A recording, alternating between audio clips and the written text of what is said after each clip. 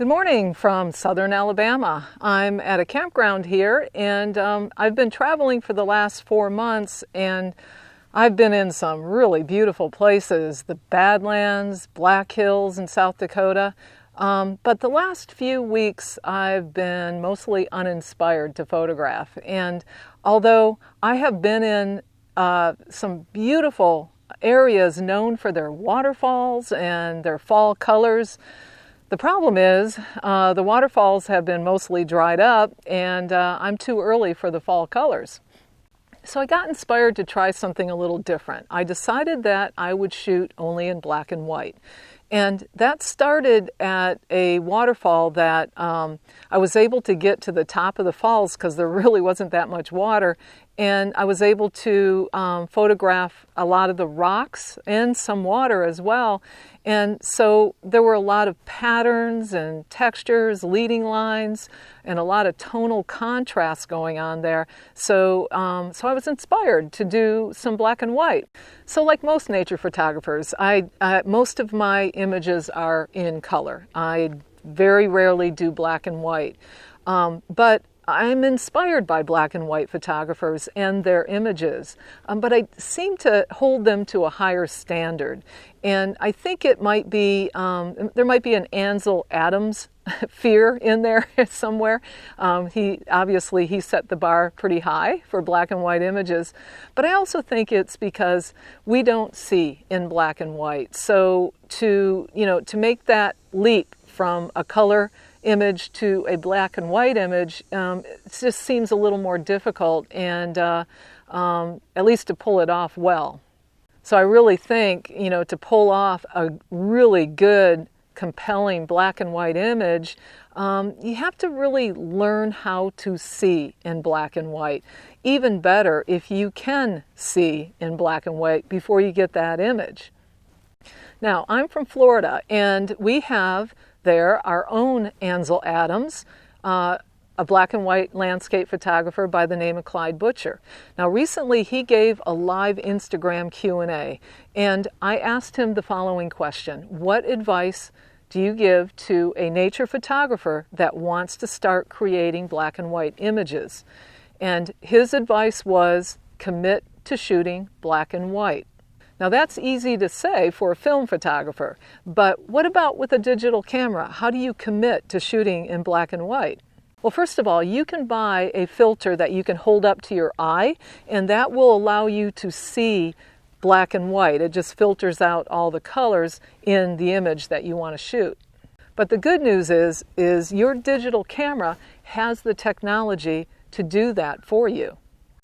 All you have to do is go into your camera's menu and look for something called Creative Style, or it might be called Picture Effect or Picture Style. When you open that up, you're going to see a laundry list of settings, and one of those is black and white or monochrome. So by setting to that black and white creative style or picture effect, you can take a picture and then you can review it on your screen and see it in black and white. Okay, now, don't panic. If you put your creative style in black and white, that doesn't necessarily mean you're going to lose your color data. I want you to think about 2 very important things that you should do if you want to try this seeing in black and white with your digital camera. First and foremost, you want to shoot with raw format. When you first get your camera, you go in there into the menu and you set up some things ahead of time. And one of the things you set up is the format. The format is simply the way the camera is going to store the data for each of your images. It's what's going to happen when you store on your memory card. So when you shoot in RAW, what you're doing is you're storing files that have all the information for each of your photos, color information, luminosity, everything. The camera doesn't do anything to that, it doesn't edit any of that, it doesn't convert that to black and white. It is all the information right there in your memory card. That's when you format it for RAW. So if that's the case with raw files, then what is it that you're seeing on the screen when you convert to black and white? So what the camera is doing is it is taking the information for that image and it's packaging it to present to you on the back panel. So if you have the creative style or picture effect in black and white, the camera is going to remove the color. It basically desaturates the color to present that to you on the back, on the screen, on the back of your camera. So all of those creative style or picture effect settings, think of them as recipes, and think of all the information your camera is gathering as ingredients. And it's taking those ingredients and creating something, it's cooking something for you to look at on the back of the screen. Now, when you are formatting your camera for the type of file that you're going to store on your memory card, you also have the option of storing JPEG files. You can do raw files and JPEG, and some cameras actually offer TIFF as an option. Or you could just do JPEG, and there are people that shoot only JPEG.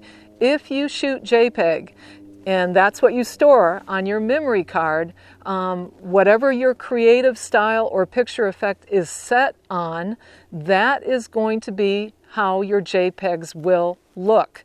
In other words, if you set your creative style to black and white, every single JPEG that you store on your memory card is going to be black and white, and there's no going back. So let's say you do set it at black and white and you're going to go out and shoot. What if you're shooting and you change your mind? You don't want to see black and white anymore. You'd rather see the color. You can go back into your menu and you can set it back to standard or neutral. When I shoot in color, which is most of the time, I have it set to standard. And the image that appears on the back screen is going to look a lot like what the raw file is going to look like. So you can go back and do that. And every image you take from that point on is going to be in color. But what about those previous images that you shot earlier in black and white? Well, those are still going to show up as black and white. Okay, now here is the best part about this.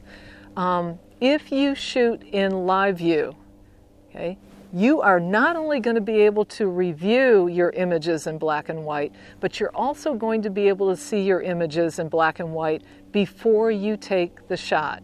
So I always shoot with live view on, and live view for my camera, I go into the menu and I can turn it on from there. Some cameras have a dedicated button for live view and you can just hit the button to shut it off or turn it back on.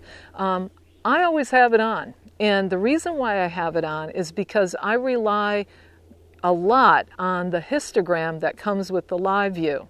Now, the live view histogram is great for several reasons, and really this especially becomes important when you are looking at a black and white image through your viewfinder on the back panel. So first of all, the histogram is going to allow you to look at the dynamic range of your image. And you don't necessarily have to have completely black and completely white in your scene, but if you have a dynamic range, this might lend itself very well to black and white. If you have a lot of data going across the entire histogram, all the way from the left to the right, that's a wide dynamic range, and you can do a lot of work with that in black and white.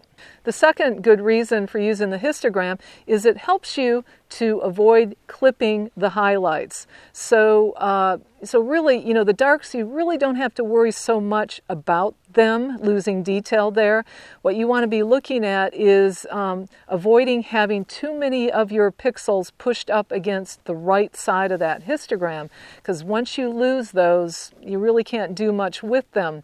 So that feedback from the histogram will help you to adjust your exposure. So the third thing that's really nice about the histogram is it also shows you where most of your pixels are falling on the tonal range. And so you might have an image where you have a lot of midtones going on. And it could be that, you have different colors in real, and you might have some reds, you might have some greens, and color can really show a contrast And that's why a lot of color images work well. But when you take that color away, all you're left with are those midtones, and they're not going to look very different from each other. The red object isn't going to stand out from the green object very well. So the histogram is just going to give you an idea of the variety of tones and the tonal range that your image is going to have. The fourth thing that's really nice about live view histogram is that as you adjust your exposure, the histogram is going to change, and that's really good feedback for you. And lastly, the histogram is nice feedback because you have it set up for black and white, and you're looking at it and you're thinking, wow, it just looks flat. It probably does look flat, but use your histogram to help you evaluate that scene, because if you have a variety of tones to work with, really the magic is going to become more evident during the editing process. All right, so in summary, if you want to try this experiment of seeing in black and white when you go out there and shoot, 3 things. First of all, go into your menu, change your creative style or picture effect or picture style to black and white or monochrome. Second of all, make sure that you are storing your images in RAW format. You can also store them as JPEGs, and when you download them, you'll have black and white JPEGs, and then you'll have your color RAW files as well. And then third, turn live view on so you can see your live view histogram. Excellent feedback when you are composing your black and white image. So I don't know if any of this is going to make you a better photographer. I don't know if it's going to convert you to black and white totally, but my theory is that it will make you a better photographer. I do believe that because, when you're kind of viewing in black and white, it really forces you to look at tonal values, the tonal contrasts, and the dynamic range, and you're not relying on those bright colors to create an image. So I think that can carry over into your color photography as well. So give it a shot. What do you have to lose? Thank you for looking on. I really appreciate your likes, really appreciate you subscribing. If you're not subscribing, please consider doing that, because I'm going to be doing more videos coming into the winter season. I'll be back in Florida, so I'm going to be focusing on that. I'm going to be focusing on my blogs on my website. And I love to teach, and I love photography, and I really want to share that with you. So thank you again.